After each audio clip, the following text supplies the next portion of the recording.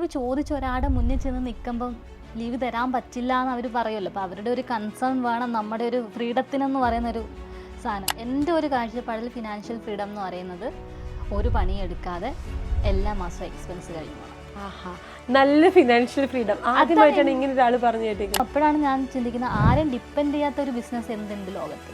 രാവിലെ 10 മണിക്ക് ഹസ്ബൻഡ് ജോലിക്കാൻ ഇറങ്ങുന്നതിന് മുമ്പ് എൻ്റെ അക്കൗണ്ടിൽ ഒരു 5000 രൂപയുടെ പ്രോഫിറ്റ് ഒക്കെ കാണാം. അപ്പോൾ കേട്ടോണ്ട് പറയും വൈകുന്നേരം വരെ പണിയെടുത്തുണ്ടാക്കുന്ന കാശ് ഞാനിവിടെ രാവിലെ നിസ്സാര നേരം കൊണ്ട് ഉണ്ടാക്കുന്നത്. നമ്മുടെ പൈസയെ കൊണ്ട് പണിയെടുപ്പിക്കാം. നമുക്കൊരു പരിധിയുണ്ട് പണിയെടുക്കാൻ. പറ്റുന്ന പ്രായത്തിൽ പൈസ ഉണ്ടാക്കുക, അത് കഴിയുമ്പോൾ പൈസനെ കൊണ്ട് പണിയെടുപ്പിക്കുക. സ്ഥാപനം തുടങ്ങിയ സമയത്ത് ഏറ്റവും വലിയ വെല്ലുവിളി എന്ന് പറയുന്നത് അവിടെ ഒരു വൺ മാൻ ഷോ ഞാൻ മാത്രമായിരുന്നു എന്നുള്ളതാണ്.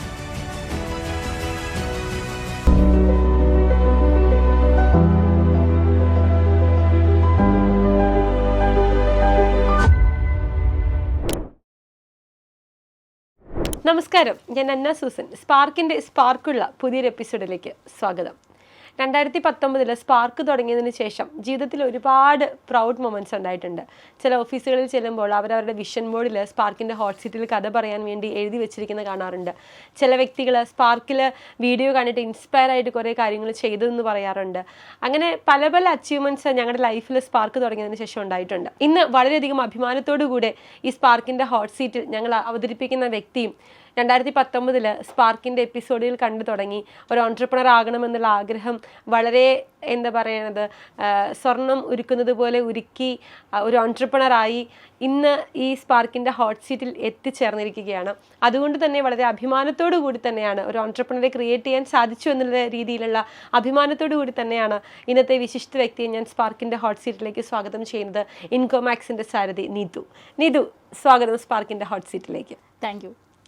വളരെയധികം സന്തോഷത്തോടുകൂടി നമുക്ക് രണ്ടുപേർക്കും അല്ലേ, ഞങ്ങളുടെ എൻറ്റയർ ടീമിന് ഇന്ന് ഭയങ്കര അഭിമാനമുള്ളൊരു നിമിഷമാണ്. കാരണം ഒരു വ്യക്തി ഓൺട്രപ്രണർ ആവുക, ആ വ്യക്തി ഇന്ന് ഈ സ്പാർക്കിൻ്റെ ഹോട്ട് സീറ്റിൽ വന്നിരിക്കുക എന്ന് പറയുന്നത് വളരെയധികം സന്തോഷമുള്ള കാര്യമാണ്. ആ ഒരു സന്തോഷത്തോടു കൂടി തന്നെ ഞാൻ ഇൻ്റർവ്യൂവിലേക്ക് കിടക്കുകയാണ്. എവിടെയാണ് നീതുവിൻ്റെ നാട്? എവിടെയാണ് ജനിച്ചതും വളർന്നതും പഠിച്ചതും എല്ലാം? എൻ്റെ സ്ഥലം കൊല്ലമാണ്. ഞാൻ പഠിച്ചതും വളർന്നതും എല്ലാം കൊല്ലത്താണ്. എൻ്റെ കോളേജൊക്കെ SM കോളേജ് കൊല്ലം SM കോളേജാണ്. ഒരുപാട് കലാകാരന്മാരൊക്കെ പഠിച്ചു വളർന്ന സ്ഥലമാണ്. എൻ്റെ വിദ്യാഭ്യാസ കാലഘട്ടം പറയുകയാണെന്നുണ്ടെങ്കിൽ മാത്സ് ആയിരുന്നു എൻ്റെ മെയിൻ സബ്ജക്റ്റ്. എനിക്ക് ഇഷ്ടമുള്ള സബ്ജക്റ്റ് മാത്സ് ആയിരുന്നു. അപ്പം ബുദ്ധിജീവിയായിരുന്നു. അങ്ങനെ ബുദ്ധിജീവിയാണോ എന്ന് വെച്ച് കഴിഞ്ഞാൽ ഞങ്ങളുടെ കൂട്ടത്തിലൊക്കെ മാത്സ് ഇഷ്ടമുള്ളവരെ ബുദ്ധിജീവി എന്ന് വിളിക്കുന്നത്.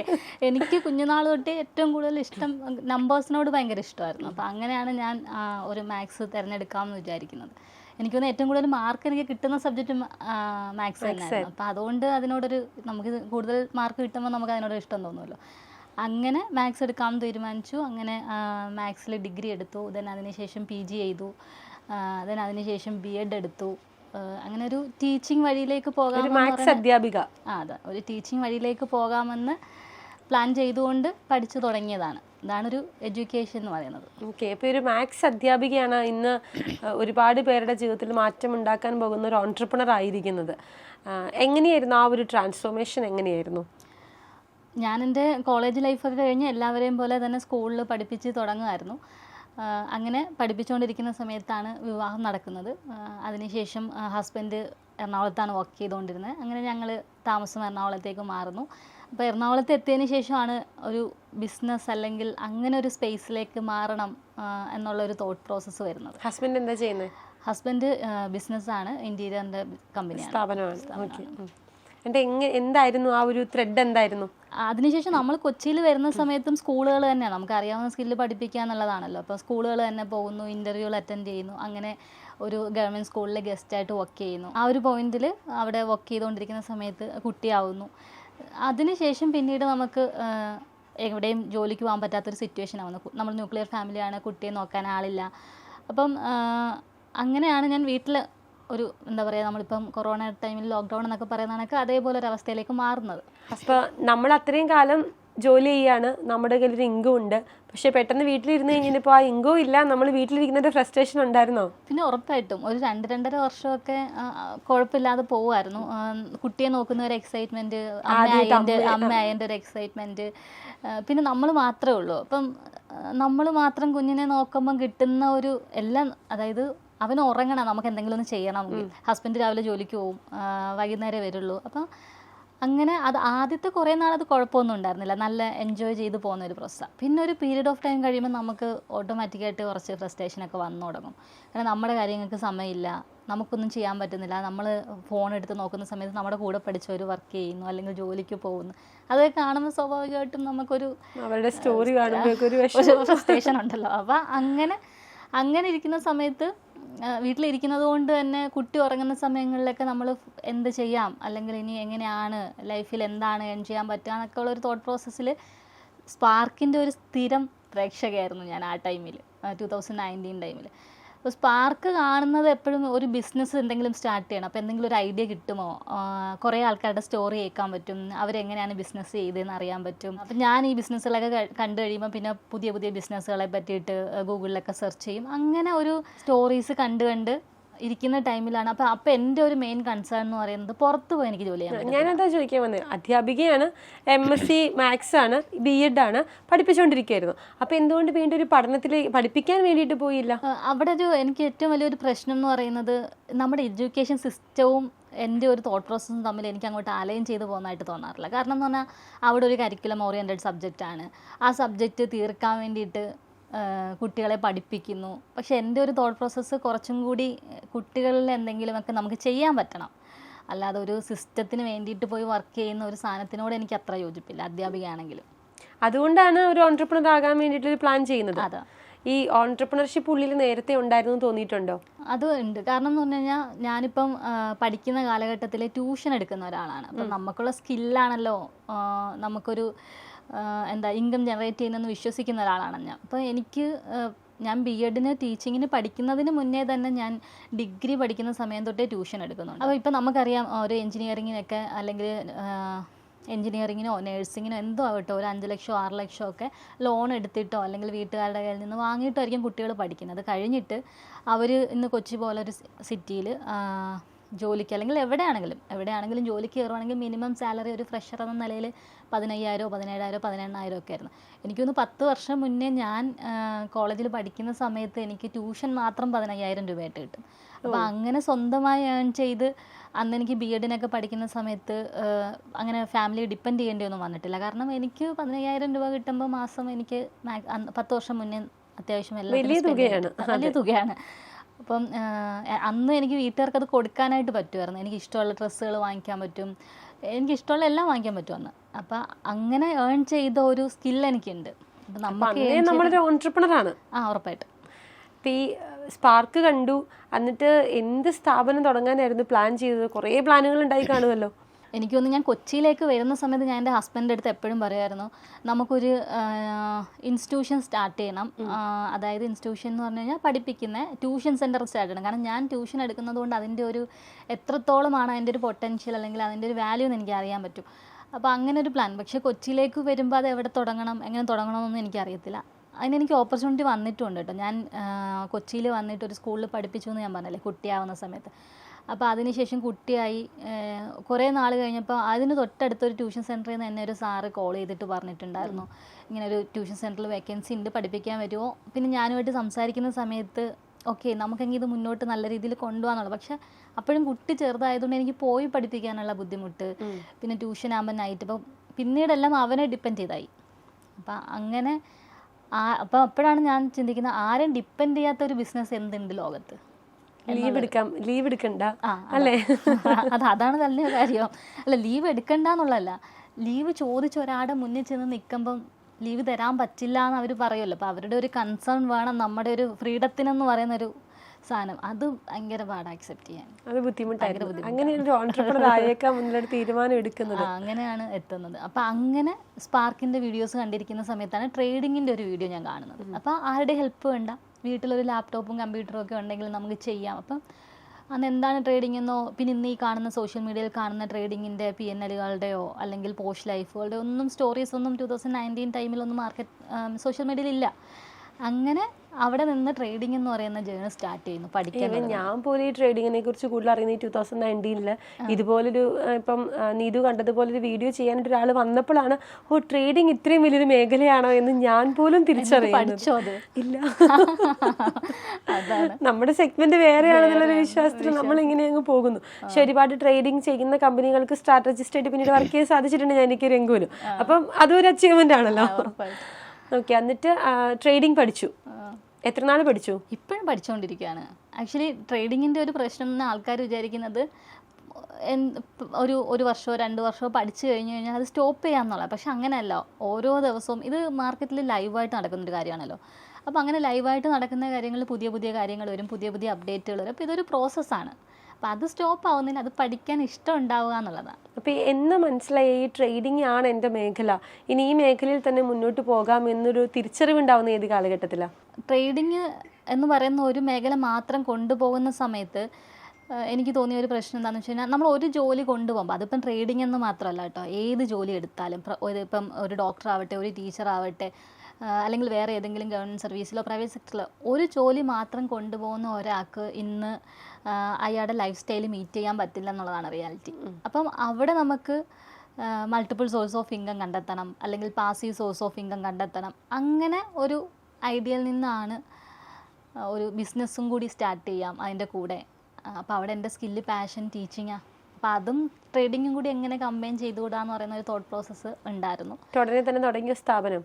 ഇല്ല, ട്രേഡിംഗ് പഠിച്ചു തുടങ്ങുന്ന സമയത്ത് കുറേ സ്ട്രഗിൾസ് ഉണ്ട്. പിന്നെ ട്രേഡിങ് പഠിക്കുന്ന സമയത്ത് അതിനെ മോൾഡ് ചെയ്യുന്നത് നമ്മുടെ ഒന്ന് സൈക്കോളജിയാണ്, മെയിൻ പാർട്ടെന്ന് പറയുന്നത് സൈക്കോളജിയാണ്. അപ്പം അവിടെയും ഫാമിലിയിൽ നമ്മൾ രണ്ടുപേരെ ഉള്ളതുകൊണ്ട്, മോൻ്റെ എല്ലാ കാര്യങ്ങളും നോക്കുന്നത് കൊണ്ട് പല പല പ്രശ്നങ്ങളുണ്ട്. അപ്പം അവിടെ നമുക്കത് സസ്റ്റെയിൻ ചെയ്യാൻ പറ്റാത്തത് കൊണ്ട് അതെങ്ങനെ കടന്നുപോയി. 2-2.5 വർഷം കഴിഞ്ഞു. അവൻ സ്കൂളിൽ പോകുന്ന സമയമായി.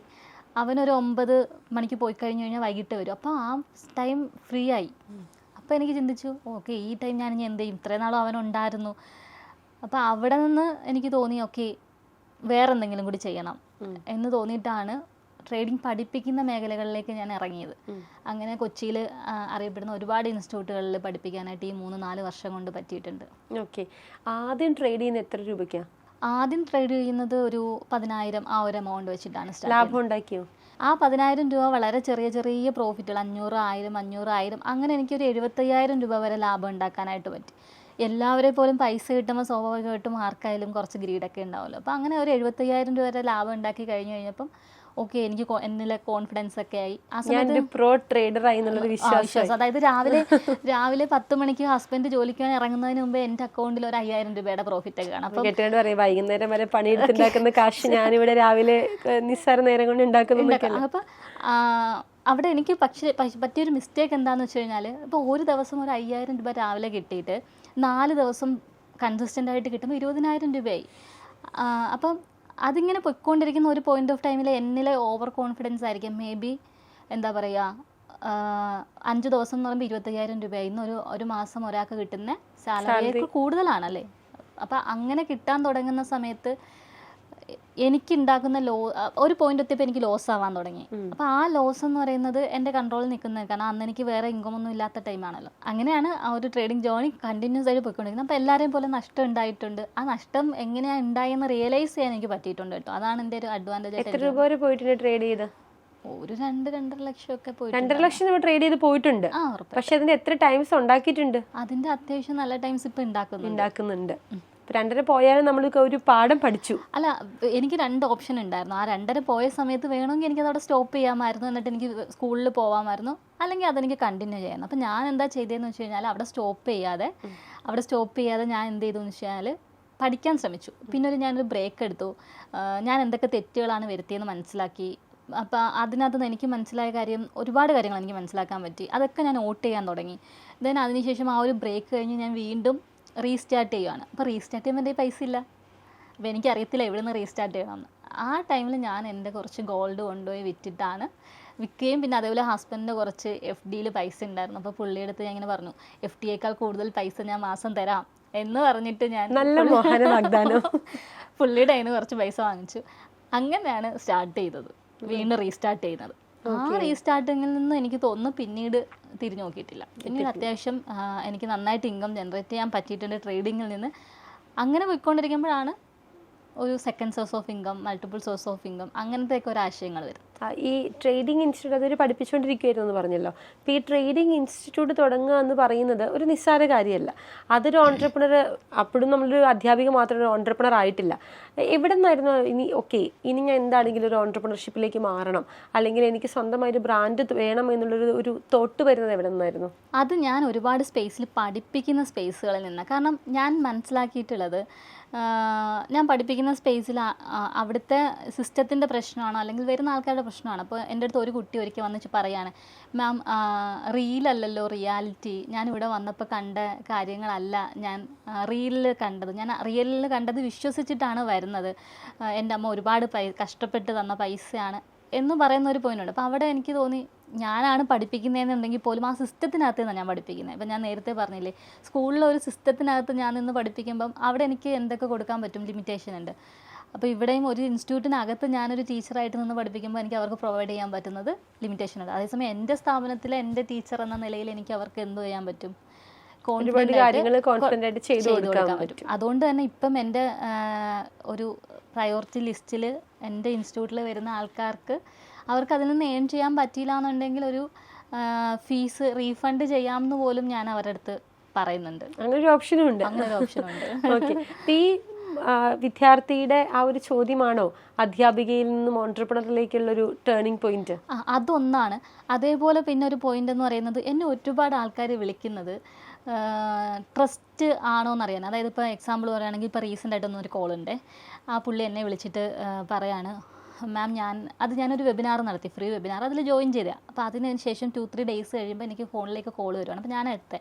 അപ്പോൾ എൻ്റെ അടുത്ത് വെച്ചു, ആ റീലിൽ വീഡിയോസൊക്കെ കണ്ട മാം അല്ലേ? അപ്പോൾ ഞാൻ പറഞ്ഞാൽ അതെ, അത് ഞാനാണെങ്കിൽ ബാംഗ്ലൂർ ഒരു ടീമിന് ഒരു 1 lakh rupees കൊടുത്തിട്ടുണ്ട്, അവർ 50% റിട്ടേൺ തരാമെന്ന് പറഞ്ഞു, ഇത് ഉള്ളയാണോ എന്ന്. അപ്പോൾ ഞാൻ പറഞ്ഞു, നിങ്ങൾ ആർക്കാ കൊടുത്തതെന്ന് എനിക്ക് അറിയത്തില്ല, പക്ഷെ 50% കൊടുത്തിട്ട് കിട്ടുന്നുണ്ടെങ്കിൽ കുഴപ്പമില്ല, ഇനി അധികം കൊടുക്കണ്ട, പ്രോഫിറ്റ് വാങ്ങിച്ചെടുക്കുമെന്ന് പറഞ്ഞിട്ട്. അപ്പം അങ്ങനെ ഒരുപാട് ആൾക്കാർ വിളിക്കാറുണ്ട്, പൈസ നഷ്ടപ്പെട്ട കഥകൾ പറയുന്ന ഒരുപാട് പേര്. അപ്പോൾ അങ്ങനെയൊക്കെ പറയുമ്പോൾ ആൾക്കാരെ എഡ്യൂക്കേറ്റ് ചെയ്യണം, അവർക്കൊരു ഫിനാൻഷ്യൽ ഫ്രീഡത്തിലേക്ക് എത്താം. നമ്മളിലൂടെ ഒരാൾക്കൊരു പൈസ കിട്ടുക എന്ന് പറയുമ്പോൾ അത് ഭയങ്കര ഹാപ്പിനെസ് ആണല്ലോ. അങ്ങനെയാണ് ട്രേഡിംഗ് ഇൻകോമാക്സ് എന്ന് പറയുന്ന സ്ഥാപനത്തിന്റെ തുടക്കം. അങ്ങനെയാണ് ഇൻകോമാക്സ്. ഏത് വർഷം തുടങ്ങുന്നത്? 2025. ഈ ഒരു സ്ഥാപനം തുടങ്ങുക എന്ന് പറയുന്നത് നിസ്സാരമല്ല. നമ്മൾ ഒരു സ്ഥാപനത്തിൽ കയറി ചെന്ന് അവിടെ പഠിപ്പിച്ചിട്ട് വൈകുന്നേരം ഇറങ്ങിപ്പോരുമ്പോൾ നമ്മൾ കൊണ്ടുപോയ ഭാഗം കൂടി തിരിച്ചിറങ്ങി പോന്നാൽ മതി. അല്ലെങ്കിൽ ആദ്യം പറഞ്ഞതുപോലെ ലീവ് ചോദിച്ചു, അവർ തന്നില്ല, ചിലപ്പോൾ നമ്മൾ ലീവ് എടുക്കും, ചിലപ്പോൾ നമ്മൾ. പക്ഷേ ഒരു ഓൺട്രപ്രണർഷിപ്പ് എന്ന് പറഞ്ഞാൽ 24/7 വർക്ക് ചെയ്യേണ്ട ഒരു സ്ഥാപനമാണ്. ഒരുപാട് അതിൻ്റെ സ്റ്റാർട്ടിങ് സ്റ്റേജിൽ നമുക്ക് ഒരുപാട് സ്ട്രഗിൾസ് ഉണ്ട്. ഇതിനൊക്കെ ഏറ്റവും ഇമ്പോർട്ടൻ്റ് ആയിട്ട് വേണ്ടത് ക്യാപിറ്റലാണ്. ഈ ക്യാപിറ്റൽ എവിടെ നിന്ന് കണ്ടെത്തി? ഞാൻ ട്രേഡിംഗ് നേരത്തെ പറഞ്ഞില്ലേ, ട്രേഡിംഗ് തുടങ്ങാൻ നേരം ഗോൾഡ് വിറ്റു, അതേപോലെ തന്നെ ഹസ്ബൻഡിൻ്റെ FD. അപ്പോൾ അത് വെച്ചിട്ട് പുള്ളിക്ക് ഞാൻ റിട്ടേൺ കൊടുക്കുന്നുണ്ടായിരുന്നു. അപ്പോൾ ആ ഒരു ക്യാപിറ്റൽ എൻ്റെ കയ്യിലുണ്ട്, അത് വെച്ചിട്ട് നല്ല രീതിയിൽ ട്രേഡിങ്ങിൽ നിന്ന് പ്രോഫിറ്റ് ഉണ്ടാക്കുന്നു. അപ്പം ട്രേഡിംഗ് എന്ന് പറയുന്ന സ്കില്ല് എനിക്ക് അറിയാമെന്ന് പറയുന്നതാണ് ബിസിനസ്സിലേക്ക് ഇറങ്ങാനുള്ള എൻ്റെ ഒരു കോൺഫിഡൻസ് എന്ന് പറയുന്നത്.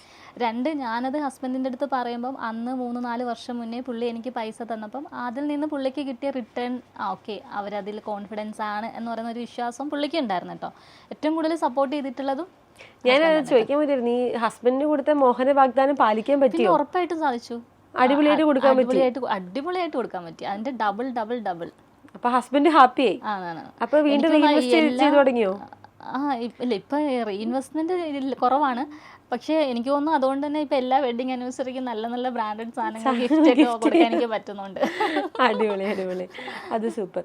ഈ സ്ഥാപനം തുടങ്ങിയ സമയത്തിൽ ഏറ്റവും വലിയൊരു വെല്ലുവിളി എന്തായിരുന്നു? സ്ഥാപനം തുടങ്ങിയ സമയത്ത് ഏറ്റവും വലിയ വെല്ലുവിളി എന്ന് പറയുന്നത് അവിടെ ഒരു 1 man show ഞാൻ മാത്രമായിരുന്നു എന്നുള്ളതാണ്. കാരണം ഇപ്പം നമുക്കറിയാലോ, ഒരു പ്രത്യേകിച്ച് വുമണൊക്കെ ആവുന്ന സമയത്ത് അവരൊരു ബിസിനസ്സിലേക്ക് ഇറങ്ങുമ്പോൾ ഉണ്ടാകുന്ന കുറേ പ്രശ്നങ്ങളുണ്ടല്ലോ. അതായത് ഇപ്പം നമ്മുടെ ബിസിനസ് ആവുന്ന സമയത്ത് സെയിൽസുകാർ വേണം, മാർക്കറ്റിംഗ് വേണം, അങ്ങനെ ഒരുപാട് സെക്ടേഴ്സ് വേണമല്ലോ. അപ്പോൾ ഇവിടെ എല്ലാം ഞാനാണോ?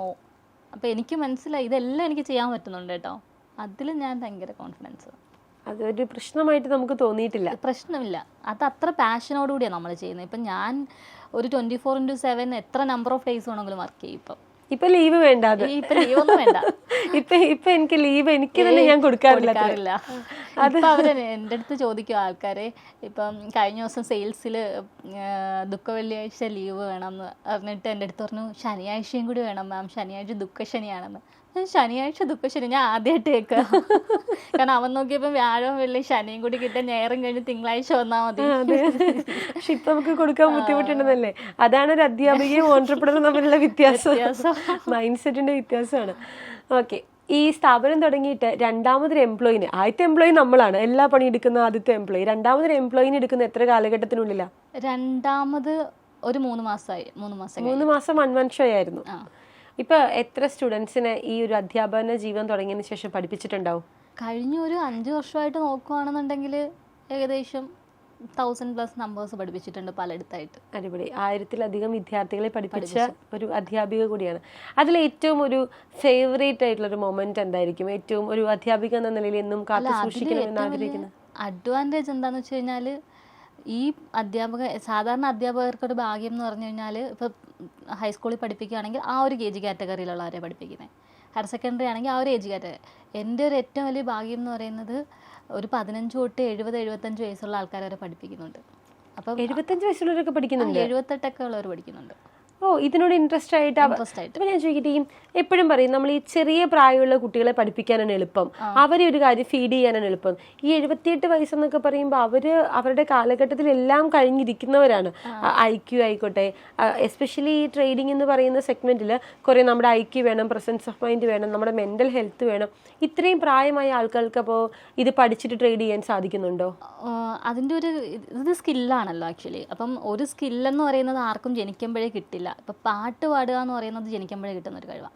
അതേസമയം ക്രിക്കറ്റ് കളിക്കുക അല്ലെങ്കിൽ ഫുട്ബോൾ കളിക്കുക എന്നൊക്കെ പറയുന്നത് നമുക്ക് പ്രാക്ടീസ് ചെയ്ത് ഡെവലപ്പ് ചെയ്യാൻ. അപ്പം അത് നമ്മുടെ മൈൻഡ് സെറ്റ് ആണല്ലോ അവിടെ സെറ്റ് ചെയ്യുന്നത്. ഓക്കെ, എനിക്കിത് പറ്റും എന്ന് പറഞ്ഞ് നമ്മളത് പ്രാക്ടീസ് ചെയ്യുക. അപ്പം 78 വയസ്സിൽ അയാൾക്കത് പ്രാക്ടീസ് ചെയ്യാനുള്ള കേപ്പബിലിറ്റി ഉണ്ടെന്നുണ്ടെങ്കിൽ അത് പറ്റും. അങ്ങനെ സക്സസ് സ്റ്റോറീസ് നമ്മൾ ക്രിയേറ്റ് ചെയ്യുന്നുണ്ട്. ഇപ്പം അതിന് എക്സാമ്പിൾ പറയുകയാണെങ്കിൽ ഒരു 48 ഇയേഴ്സ് ഉള്ള ഒരു ആൾ, പുള്ളി ഷിപ്പിൽ വർക്ക് ചെയ്യുകയാണ്. അപ്പം 6 മാസം മാത്രമേ നാട്ടിലുണ്ടാവും, 6 മാസം ഷിപ്പിലായിരിക്കും. എനിക്ക് തോന്നുന്നു പുള്ളി ഒരു 7-8 കോഴ്സ് ചെയ്തിട്ടുണ്ട്. അപ്പോൾ എൻ്റെ അടുത്ത്, ഞാൻ വേറെ ഇൻസ്റ്റിറ്റ്യൂട്ടിൽ വർക്ക് ചെയ്യുന്ന സമയത്താണ് എൻ്റെ അടുത്ത് വരുമ്പം പുള്ളിയുടെ 7ാമത്തെ കോഴ്സാണ് എൻ്റെ അടുത്ത് പറയുന്നത്. അപ്പോൾ എൻ്റെ അടുത്ത് പറഞ്ഞു, ഇത് എൻ്റെ 7ാമത്തെ കോഴ്സാണ് മാം, പക്ഷെ ഞാൻ ഉറങ്ങാതിരുന്ന് പഠിച്ച ഒരു ബാച്ച് അല്ലെങ്കിൽ ഒരു കോഴ്സ് ഇതായിരുന്നു എന്ന് പറഞ്ഞു. എന്നിട്ട് പറഞ്ഞൊരു കാര്യം, ഞാൻ പ്രാക്ടിക്കലി ഇംപ്ലിമെൻറ്റ് ചെയ്യാൻ പഠിച്ചു എന്നുള്ളതാണ്. അപ്പോൾ അത് എനിക്ക് തോന്നുന്നത് ഞാനൊരു ബേസിക്കലി ടീച്ചർ ആയതുകൊണ്ടായിരിക്കും ആ ഒരു ഇത് അവർക്ക് കൊടുക്കാൻ പറ്റുന്നത്. കാരണം ഈ എല്ലാ ഏജ് കാറ്റഗറിയിലുള്ള ആൾക്കാരുടെയും സൈക്കോളജി മനസ്സിലാക്കി പഠിപ്പിക്കുക എന്ന് പറയുന്നത് ഈസി പ്രോസസ്സല്ല. എല്ലാവർക്കും പഠിപ്പിക്കാൻ പറ്റും, പക്ഷെ എല്ലാവരെയും മനസ്സിലാക്കി പഠിപ്പിക്കാൻ എല്ലാവർക്കും പറ്റില്ല. അപ്പോൾ അത് ഒരു ടീച്ചർ ആയതുകൊണ്ട് എനിക്കുള്ള ഒരു കഴിവാണെന്ന് ഞാൻ വിശ്വസിക്കുന്നു. അപ്പോൾ അത് വിശ്വസിക്കുന്നു എന്നല്ല, അവർ പറയുമ്പോൾ നമുക്കത് മനസ്സിലാക്കാൻ പറ്റും. അപ്പോൾ ആ പുള്ളി എൻ്റെ അടുത്ത് പറയുന്ന 7ാമത്തെ കോഴ്സാണ്, ഇനി ഞാൻ വേറെ എവിടെയും പോയി കോഴ്സ് ചെയ്യില്ല എന്ന് പറയുന്നതാണ് എൻ്റെ ഒരു സക്സസ്. രണ്ടാമത്തെ സക്സസ്, പുള്ളി ആ കോഴ്സ് കംപ്ലീറ്റ് ചെയ്യുമ്പോൾ തന്നെ ഷിപ്പിലേക്ക് തിരിച്ചു പോവുകയാണ്. പിന്നെ ഒരു 6 മാസം കഴിഞ്ഞേ വരുള്ളൂ. അപ്പോൾ എൻ്റെ അടുത്ത് പറയണം, മാം നമ്പർ തരൂ, ഞാൻ 6 മാസത്തേക്ക് ഷിപ്പിൽ കയറി കഴിഞ്ഞാൽ പിന്നെ എനിക്കൊന്നും വാച്ച് ചെയ്യാൻ പറ്റില്ല. അപ്പോൾ ആ ഒരു 6 മാസം കഴിയുമ്പോഴത്തേന് ഫുള്ള് ടച്ച് വിടും. പുള്ളിക്കാരൻ ഡ്രൈവ് ചെയ്യാൻ പോലും മറക്കാറൊക്കെ ഉണ്ടെന്ന് പറയുന്നത്. അപ്പോൾ അങ്ങനെ ഒരാൾ തിരിച്ചു വരുന്ന സമയത്ത് എനിക്കൊരു ഹെൽപ്പിൻ്റെ ആവശ്യമുണ്ടെന്ന് റീഫ്രഷ് ചെയ്യാൻ വേണ്ടിയിട്ട്, അപ്പോൾ ഞാൻ മാമിൻ്റെ അടുത്ത് തന്നെ വരും, ഞാൻ വേറൊരു കോച്ചിന് വേണ്ടി പോവില്ല എന്ന് പറയുകയും തിരിച്ച് കഴിഞ്ഞ ഏപ്രിൽ പുള്ളി കൊച്ചിയിലെത്തുന്ന ദിവസം തന്നെ എന്നെ വിളിക്കുകയും ഫാമിലിയായിട്ട് വൈഫുമായിട്ട് വന്ന് എന്നെ മീറ്റ് ചെയ്യുകയും ഒരു 2 മന്ത്സിലേക്ക് വീണ്ടും പേഴ്സണലി ഒരു മെൻറ്റർഷിപ്പ് എടുക്കുകയും ചെയ്തു. അപ്പോൾ അത് ഭയങ്കര അച്ചീവ്മെൻറ്റ്. അപ്പോൾ പുള്ളിയുടെ വൈഫ് ഓൾറെഡി സ്കൂളിലെ ടീച്ചറാണ്. പുള്ളി എന്നിട്ട് പറയാണ്, പുള്ളി അങ്ങോട്ടേക്ക് പൈസ കൊടുത്തിട്ട് വേണം പുള്ളിക്കാരത്തേക്ക് സ്കൂളിൽ പോകണം എന്നുണ്ടെങ്കിൽ, കാരണം അത്ര എമൗണ്ട് സ്കൂളിൽ നിന്ന് കിട്ടുള്ളൂ. ഞാൻ എൻ്റെ ഒരു അടുത്ത ചോദ്യം അതായിരുന്നു. ഒരു MSc മാത്സ് കഴിഞ്ഞ് BEd കഴിഞ്ഞ ഒരു അധ്യാപിക, അവിടെ നിന്നൊരു ഓൺട്രപ്രണറായിട്ട് വളർന്നു. ഇന്ന് നമ്മുടെ ചുറ്റും നോക്കിക്കഴിഞ്ഞാൽ ഇപ്പം കൂടെ പഠിച്ച കൂട്ടുകാരുണ്ടാകാം, സ്കൂളിങ്ങിൽ പഠിച്ചത്, +2 പഠിച്ച, ഡിഗ്രിക്ക് പഠിച്ച, PG കഴിഞ്ഞ്, ഈവൻ BEd കഴിഞ്ഞിട്ട് പോലും ഈ കുട്ടികളെ നോക്കുക എന്ന് പറഞ്ഞ സെഗ്മെൻറ്റ് വരുമ്പോൾ, അല്ലെങ്കിൽ ഒരു വൈഫായിട്ട് കഴിയുമ്പോൾ പുറത്തുള്ള കരിയർ മറന്ന് അവരുടെ ആ ഒരു വീടിനുള്ളിൽ ഒതുങ്ങിക്കൂടിയിരിക്കുന്ന ഒരുപാട് സ്ത്രീകൾ നമ്മുടെ ചുറ്റിലുമുണ്ട്. എൻ്റെ പരിചയത്തിലുമുണ്ട്, നീതുവിൻ്റെ പരിചയത്തിലുമുണ്ട്. അങ്ങനെയുള്ള ആൾക്കാരോട് ഇപ്പം ഇത്രയും എഡ്യൂക്കേറ്റഡ് ആയിട്ടുള്ളൊരു വ്യക്തി ഒരു സ്കൂളിൽ ഇപ്പം ശ്രമിച്ചായിരുന്നെങ്കിൽ കേരളത്തിൽ തന്നെ ഏറ്റവും നല്ലൊരു സ്കൂളിൽ ഒരു ഹയർ സെക്കൻഡറി അധ്യാപികയായിട്ട് ഇരിക്കേണ്ട ഒരു വ്യക്തിയാണ്. ആ വ്യക്തി ഇന്നൊരു ഓൺട്രപ്രണറാണ്, ഒത്തിരി പേര് പഠിപ്പിക്കുന്നുണ്ട്. ഒരു നീതുവിൻ്റെ ഒരു അഭിപ്രായത്തിൽ ഈ പറയുന്ന പോലെ ഈ വീടിൻ്റെ 4 ചുവരുകൾക്കുള്ളിൽ ഇത്രയും ക്വാളിഫൈഡ് ആയിട്ടിരിക്കുന്ന സ്ത്രീകളോട് എന്താ പറഞ്ഞു കൊടുക്കാനുള്ളത്? നമ്മളിപ്പോൾ കുട്ടിയെ നോക്കി ഇരിക്കുന്നത് കൊണ്ടാണ് നമുക്ക് സ്കൂളിൽ പോകാൻ പറ്റാത്തതെന്ന് നമ്മൾ പറയുന്നു. പക്ഷെ വലുതാകുമ്പോൾ അവർ സ്കൂളിലൊക്കെ പോയിട്ട് നമ്മളിത് അവരുടെ അടുത്ത് തിരിച്ചു പറഞ്ഞു കഴിഞ്ഞാൽ അമ്മയടുത്ത് ഞാൻ പറഞ്ഞില്ലായിരുന്നല്ലോ അങ്ങനെ ഇരിക്കാൻ എന്ന്. ഇതൊരു ക്ലീഷേ ഡയലോഗാ, വർഷങ്ങളായിട്ട് അമ്മമാരും മക്കളും തമ്മിലുള്ളൊരു ഡയലോഗാണ്. അപ്പൊ ഇത് നമുക്ക് നാളെ വരും, മനസ്സിലായില്ലേ? അപ്പോൾ ആ ഒരു റിയലൈസ് ചെയ്യുന്ന പോയിന്റ് നമുക്ക് ഉണ്ടാവും. അപ്പം അങ്ങനെ ഉണ്ടാവാതിരിക്കണം എന്നുണ്ടെങ്കിൽ നമ്മൾ എന്ത് ചെയ്യണം, നമുക്ക് വേണ്ടിയിട്ട് ടൈം കണ്ടെത്തണം. അവിടെ ഞാൻ പറയും, നിങ്ങൾ സെൽഫ് റെസ്പെക്റ്റ് അല്ലെങ്കിൽ സെൽഫ് ലവ് എന്നൊക്കെ പറയുന്ന പോയിന്റ് കുറച്ച് മോട്ടിവേഷണൽ വേർഡ്സ് ആണെന്നുണ്ടെങ്കിൽ പോലും അത് യൂസ് ചെയ്യണം എന്നുള്ളതാണ്. കാരണം നമുക്ക് നമ്മളെ സ്നേഹിക്കാൻ പറ്റുവാണെന്നുണ്ടെങ്കിൽ നമുക്ക് വേണ്ടിയിട്ട് ടൈം കണ്ടെത്തും. അപ്പം പലപ്പോഴും പല ആൾക്കാരും കേൾക്കുന്നൊരു കാര്യം, ടൈമില്ല എന്ന് പറയും. പക്ഷെ ഒരു മണിക്കൂർ ഒരു ദിവസം നമുക്ക് വേണ്ടിയിട്ട് സ്പെൻഡ് ചെയ്യാൻ പറ്റുമെങ്കിൽ ഇങ്ങനത്തെ സ്കില്ലുകളൊക്കെ നമുക്ക് പഠിക്കാൻ പറ്റും. അപ്പോൾ എല്ലാവരും ഇപ്പം റീസെൻ്റ്ലി കഴിഞ്ഞ ബാച്ചിൽ ഞാൻ പഠിപ്പിക്കുന്ന ഒരു ലേഡി, പുള്ളിക്കാരത്തി B.Ed കഴിഞ്ഞതാണ്. അപ്പോൾ പുള്ളിക്കാരത്തി ഒരു ടീച്ചർ. അപ്പം ഞാൻ ടീച്ചർ ആയതുകൊണ്ടാണ് എൻ്റെ അടുത്ത് പഠിക്കാൻ വന്നത്. അവർ ഓൺലൈനിലൊക്കെ ട്യൂഷൻ എടുത്ത് പോവാണ്. അവർക്ക് പുറത്തേക്ക് പോയി പഠിക്കണം എന്ന് ആഗ്രഹമുണ്ട്, പക്ഷെ പറ്റുന്നില്ല. ഒന്ന് ഫാമിലി സപ്പോർട്ടില്ല, ഹസ്ബൻഡ് തീരെ സമ്മതിക്കൂല. അവരെൻ്റെ അടുത്ത് പേഴ്സണലി പറയാണ്, ഹസ്ബൻഡ് തീരെ സമ്മതിക്കൂല. അപ്പോൾ അങ്ങനെ ഒരുപാട് ആൾക്കാരുണ്ടെന്നുണ്ടെങ്കിൽ നിങ്ങൾക്ക് വീട്ടിലിരുന്നു കൊണ്ട് ഇന്ന് സ്കില്ല് പഠിക്കാൻ പറ്റുന്ന ഒരുപാട് സ്കില്ലുകളുണ്ട്. ആ സ്കില്ലുകൾ പഠിച്ചു കഴിഞ്ഞാൽ നിങ്ങളുടെ ഫാമിലി സപ്പോർട്ട് ചെയ്യാൻ പറ്റും. അപ്പോൾ അത് കാണുമ്പോൾ അവർക്ക് തോന്നും, ഓക്കെ അവരത് ചെയ്യട്ടെ എന്ന് പറഞ്ഞിട്ട് അവർ സമ്മതിക്കും എന്നുള്ളതാണ്. ഇപ്പം ഞാൻ വീട്ടിലിരിക്കുന്ന സമയത്ത് അല്ലെങ്കിൽ ഞാൻ പുറത്തേക്ക് ജോലിക്ക് ഞാൻ നേരത്തെ പറഞ്ഞില്ലേ, ഞാൻ പുറത്തേക്ക് ജോലിക്ക് പോവാതെ എൻ്റെ വീട്ടിലിരുന്ന് എൻ്റെ മോനെ നോക്കി ആ ഒരു തോട്ട് പ്രോസസ്സിലുള്ള ഒരാളായിരുന്നു. ഒരു പോയിന്റ് എത്തിയപ്പോൾ ഞാൻ മനസ്സിലാക്കി, ഞാനില്ലെങ്കിലും എൻ്റെ മോൻ വളരും. അവന് സ്വയം നമ്മൾ ഫുഡ് കഴിക്കാൻ അവനെ പഠിപ്പിച്ചു, പിന്നെ അവന് അത് കഴിക്കാൻ പറ്റും. ഇപ്പം ഞാനില്ലെന്നുണ്ടെങ്കിൽ ആര് കൊടുത്തു കഴിഞ്ഞാലും അവൻ കഴിക്കും. ഇപ്പം ഇന്ന് തന്നെ ഞാനിപ്പോൾ ഇവിടെ സംസാരിക്കുന്ന സമയത്ത് ഞാൻ എൻ്റെ ഓഫീസിൽ കൊണ്ടാക്കിയിട്ടാണ് ഞാനിവിടെ വന്നിരിക്കുന്നത്. അപ്പോൾ ഇന്ന് സ്കൂൾ വെക്കേഷനാണ് അവന്. അപ്പോൾ ഹസ്ബൻഡിൻ്റെ കാര്യത്തിലാണെന്നുണ്ടെങ്കിൽ നമ്മളിപ്പോൾ കല്യാണമൊക്കെ കഴിഞ്ഞ് വരുമ്പോൾ നമ്മൾ തന്നെ എല്ലാം ചെയ്തു കൊടുക്കണം എന്ന് പറയുന്ന ഒരു ഇത് നമുക്കും ഉണ്ട് അവർക്കും ഉണ്ട്. അപ്പം നമ്മളതൊന്ന് മാറ്റി വെച്ച് കഴിഞ്ഞാൽ നമ്മളില്ലെങ്കിലും അവർ പോകുന്ന ഒരു സ്റ്റേജിലേക്ക് എത്തും. അപ്പം അങ്ങനത്തെ ഒരു ഇത് നമ്മളിലേക്ക് കൊണ്ടുവന്നാൽ തന്നെ നമുക്ക് പുറത്തേക്ക് ഇറങ്ങി ജോലിക്ക് പോകാനുള്ള അവസരങ്ങളുണ്ട്.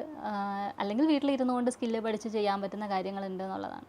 ഒരു സ്ത്രീയുടെ ജീവിതത്തിൽ നമ്മുടെ കൂടെ ഇപ്പം നമ്മുടെ ഫാദർ ആകാം, ബ്രദർ ആകാം, ഹസ്ബൻഡ് ആകാം, ഒരു പുരുഷൻ്റെ ഹെൽപ്പ് ഉണ്ടെങ്കിൽ മാത്രമാണ് കുറേ കാര്യങ്ങളൊക്കെ ചെയ്യാൻ പറ്റുള്ളൂ എന്ന് നമ്മൾ പറയാറുണ്ട്. അല്ലെങ്കിൽ സക്സസ് ആയ ഒരു വുമൻ്റെ പുറകിലൊരു പുരുഷൻ്റെ കരങ്ങളുണ്ടെന്ന്. നീതുവിൻ്റെ പുറകിൽ പുരുഷൻ ഹസ്ബൻഡാണോ അതോ അച്ഛനാണോ ബ്രദറാണോ? ഉറപ്പായിട്ടും ഹസ്ബൻഡാണ്. ഉറപ്പായിട്ടും ഹസ്ബൻഡ്. FD പൊട്ടിച്ച് കയ്യിൽ തരാൻ കാണിച്ചൊരു മനസ്സല്ലേ. അപ്പം അത് ഭയങ്കര ഒരു കാര്യമാണ്.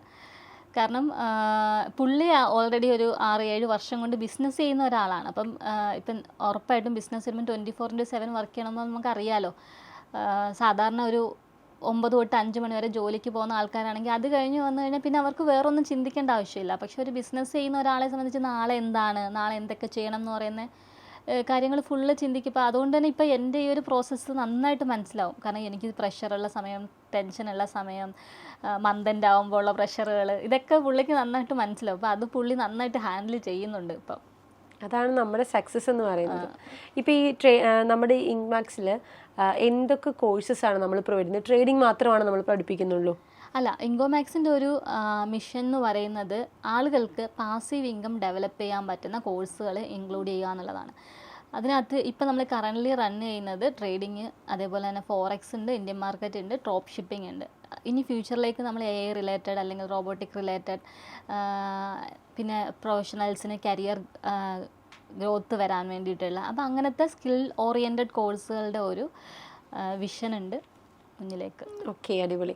ഈ ഡ്രോപ്പ് ഷിപ്പിംഗ് എന്ന് പറഞ്ഞ വാക്ക് കേട്ടപ്പോഴാണ് ഈ ഒരു കാലഘട്ടത്തിൽ നമ്മുടെ നാട്ടിൽ ട്രെൻഡായത്. ഇപ്പോൾ നീതുവൊക്കെ ഈ ട്രേഡിങ്ങിനെ കുറിച്ച് പഠിക്കുന്ന സമയത്ത് നമ്മുടെ നാട്ടിൽ ഒരു ട്രെൻഡായിരുന്നു ട്രേഡിംഗ് പഠിപ്പിക്കുക, ട്രേഡിംഗ് പഠിക്കുക, ട്രേഡിംഗ് ഇൻസ്റ്റിറ്റ്യൂട്ടുകൾ. പക്ഷേ അതിൽ നിന്ന് കുറച്ച് ബ്രാൻഡുകൾ മാത്രമാണ് സർവൈവ് ചെയ്ത് ഇന്നും നിലനിന്ന് പോകുന്നുള്ളൂ. ബാക്കിയെല്ലാവരും ആ ഒരു കാലഘട്ടത്തിൻ്റെ ഒരു ആവശ്യമായിരുന്നു, അവർ വന്നു അവർ പോയി. അതുപോലെ ഇപ്പോൾ നമ്മുടെ നാട്ടിൽ കേൾക്കുന്നൊരു വാക്കാണ് ഡ്രോപ്പ് ഷിപ്പിംഗ്.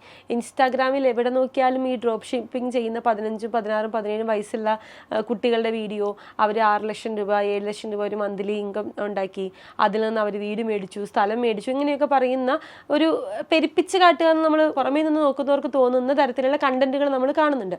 ശരിക്കും ഡ്രോപ്പ് ഷിപ്പിംഗ് എന്താണ്? ഡ്രോപ്പ് ഷിപ്പിംഗ് കൊണ്ട് ഒരു മാസം നമുക്ക് ഈ 5 ലക്ഷം 6 ലക്ഷം രൂപയൊക്കെ ഉണ്ടാക്കാൻ സാധിക്കും? നമ്മൾ ഏത് ബിസിനസ് ചെയ്താലും അതിനകത്തുനിന്ന് ലക്ഷങ്ങൾ ഉണ്ടാക്കാൻ പറ്റുമോ എന്നുള്ളൊരു ചോദ്യത്തിൻ്റെ ഉത്തരം നമ്മൾ എത്ര ഇൻവെസ്റ്റ് ചെയ്യുന്നു എന്നുള്ളതാണ്. ഞാനിപ്പോൾ ഒരു 1000 രൂപ ഇൻവെസ്റ്റ് ചെയ്തിട്ട് ലക്ഷങ്ങൾ ഉണ്ടാക്കുക എന്ന് പറഞ്ഞാൽ ചിലപ്പോൾ സമയമെടുക്കും. അതിന് പകരം ഒരു 10 ലക്ഷമോ 1 CR ഇൻവെസ്റ്റ് ചെയ്തിട്ടാണ്. അപ്പോൾ നമ്മുടെ ഇൻവെസ്റ്റ്മെൻറ്റ് എത്രയാണോ അതിനെ ഡിപ്പെൻഡ് ചെയ്തിട്ടായിരിക്കണം റിട്ടേൺ കാൽക്കുലേറ്റ് ചെയ്യുന്നത്. പക്ഷേ നമ്മുടെ നാട്ടിൽ പക്ഷേ ഇപ്പം അങ്ങനെയല്ല. 1 രൂപയിൽ നിന്ന് നാളെ കോടി ഉണ്ടാവുന്നു എന്ന് പറയുന്ന സിസ്റ്റമാണ്.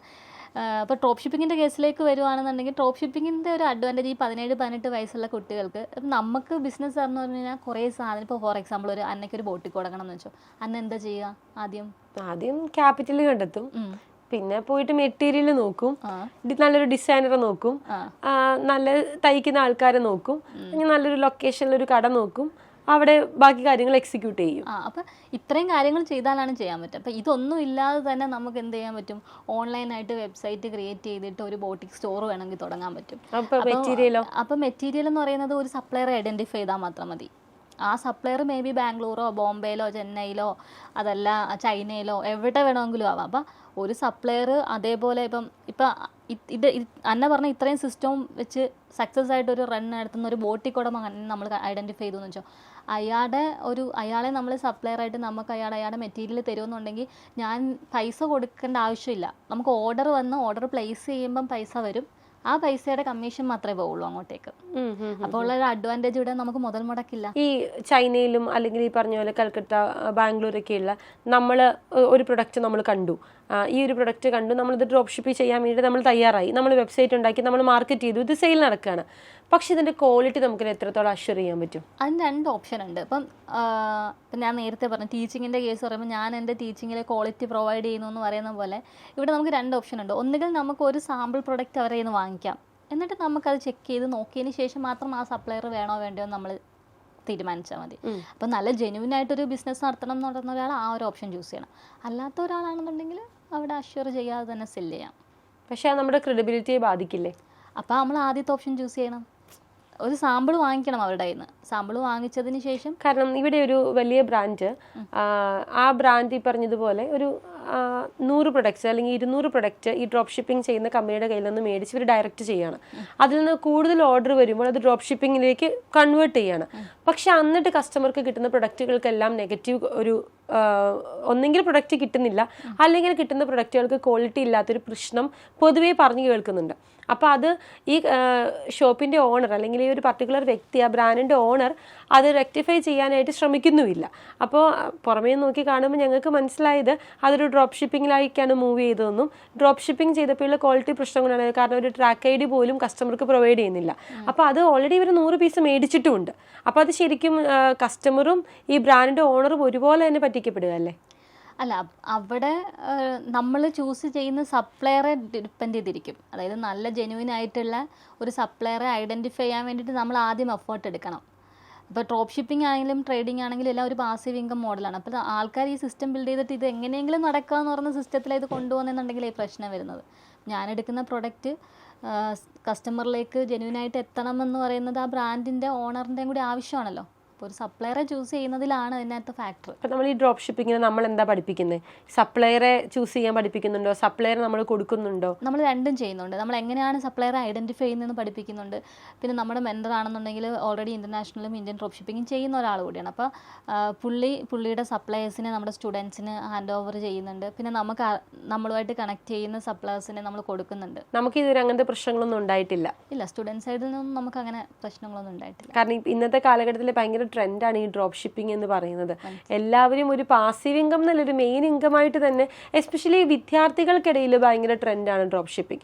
പലപ്പോഴും പല പേരൻസും അതിനെ സപ്പോർട്ട് ചെയ്യുന്നതും കാണുന്നുണ്ട് കേട്ടോ. കാരണം ഇപ്പോൾ റീസെൻ്റ്ലി ഒരു പയ്യൻ്റെ വീഡിയോ വന്നു.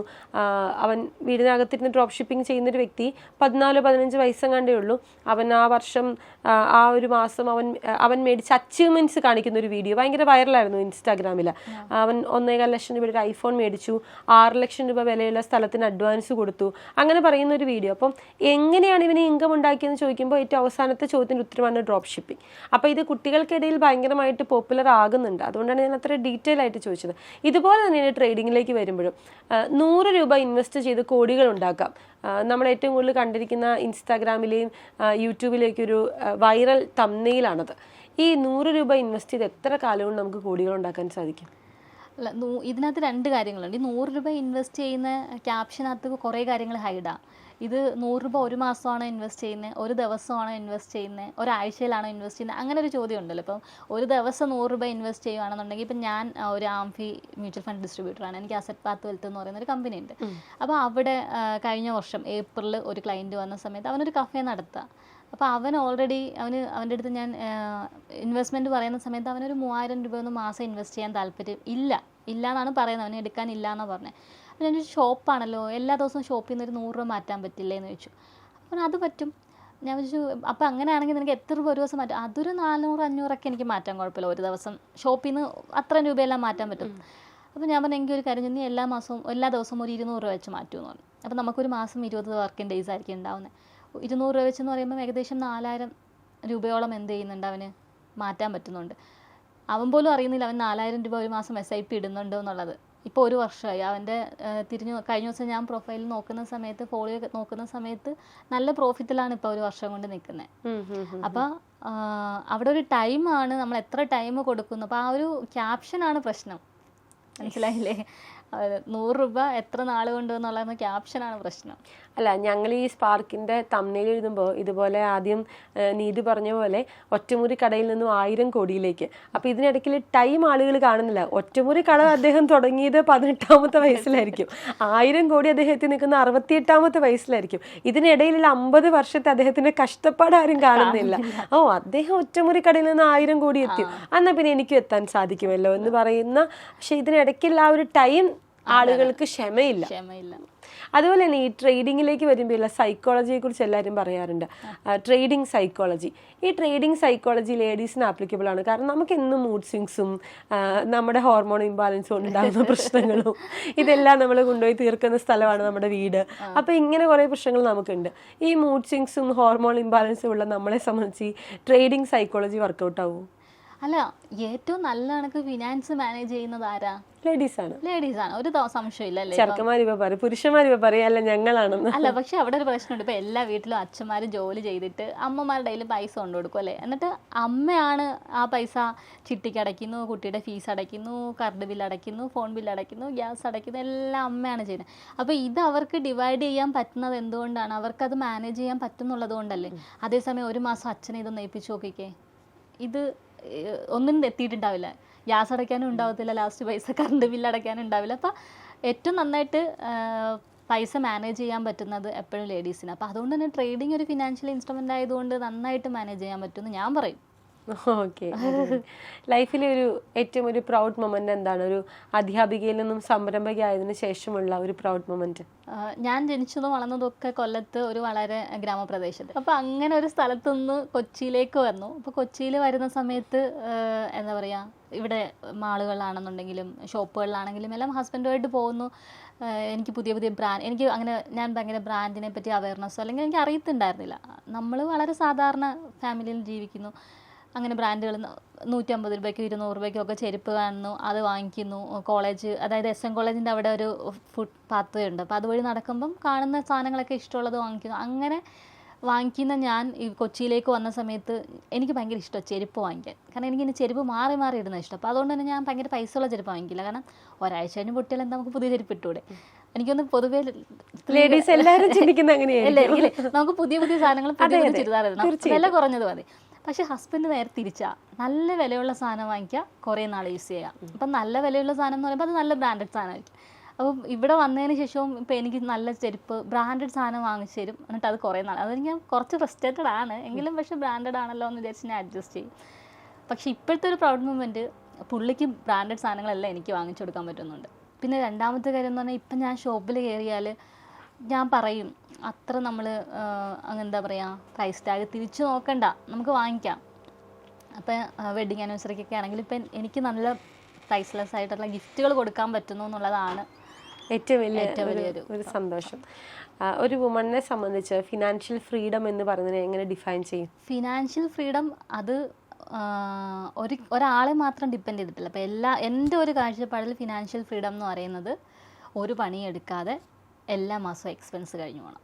ആഹാ, നല്ല ഫിനാൻഷ്യൽ ഫ്രീഡം ആദ്യമായിട്ടാണ് ഇങ്ങനെ ഒരാൾ പറഞ്ഞു കേട്ടേക്കുന്നത്. അതാണ് എൻ്റെ ഫിനാൻഷ്യൽ ഫ്രീഡം എന്ന് ഞാൻ ഒരു പണിയെടുക്കാതെ എങ്ങനെ കാശ് കിട്ടും? അവിടെയാണ് നമ്മൾ പണിയെടുക്കുന്ന സമയത്ത് പ്രോപ്പറായിട്ട് സിസ്റ്റം ബിൽഡ് ചെയ്യേണ്ടത്. മനസ്സിലായോ? അതായത് പണിയെടുക്കുന്ന സമയത്ത് നമ്മൾ പ്രോപ്പറായിട്ട് സിസ്റ്റം ബിൽഡ് ചെയ്യണം.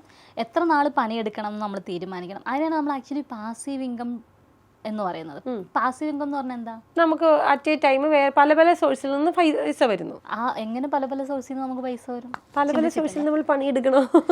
നമ്മുടെ ഫ്രീ ടൈം എല്ലാം നമ്മൾ പണിയെടുക്കണോ? നമുക്ക് അങ്ങനെ എത്ര നാൾ പണിയെടുക്കാൻ പറ്റും? ഒരു 45. അത് കഴിയുമ്പോഴോ മടുക്കും. അപ്പം എന്ത് ചെയ്യും? ഇൻകം ഇല്ല. പിന്നെ നമ്മളെങ്ങനെ ജീവിക്കും? അവിടെയാണ്. അപ്പം ഒരു 45 വയസ്സ് കഴിഞ്ഞാൽ നമുക്കൊരു ജീവിതമുണ്ട്. ആ ജീവിതം നമ്മൾ പണിയെടുക്കാതെ ജീവിക്കണം. പക്ഷെ പണിയെടുക്കാതെ ജീവിക്കുമ്പോഴും ഈ മാസത്ത് ഇപ്പോൾ ഉള്ളതിനേക്കാളും എക്സ്പെൻസ് ഇല്ലേ? ഇപ്പോൾ ഫോർ എക്സാമ്പിൾ ഇന്ന് നമ്മൾ പാല് വാങ്ങിക്കുന്നു. 45 വയസ്സ് കഴിയുമ്പോൾ പാലിന് എന്തായിരിക്കും വില? പാരസെറ്റാമോൾ എടുക്കാം. എനിക്ക് തോന്നുന്നു പണ്ട് 50 വയസ്സുള്ള പാരസെറ്റാമോളിന് ഇന്ന് അതിനേക്കാൾ കൂടുതൽ വിലയില്ലേ? അപ്പം 45 വയസ്സ് കഴിയുമ്പോഴോ? അപ്പം ആ 45 വയസ്സ് പക്ഷെ നമ്മളെക്കാൾ ബെറ്ററാണ് കേട്ടോ ജെൻസീസ്. ഇപ്പം എൻ്റെ മ്യൂച്വൽ ഫണ്ടിൽ ഏറ്റവും കൂടുതൽ ഇൻവെസ്റ്റ് ചെയ്തേക്കുന്ന ജെൻസീസ് ആയിരിക്കും. 20-25 വയസ്സ് കാറ്റഗറിക്കകത്തുള്ള ആൾക്കാരാണ്. ഇപ്പം കഴിഞ്ഞ ദിവസം ഒരു പയ്യൻ വന്നു ഓഫീസിൽ. അവന് എത്ര 26 വയസ്സേ ഉള്ളൂ. അപ്പം ഞാൻ വരുന്ന സമയത്ത് അവരുടെ ഏജ് ചോദിക്കുമല്ലോ.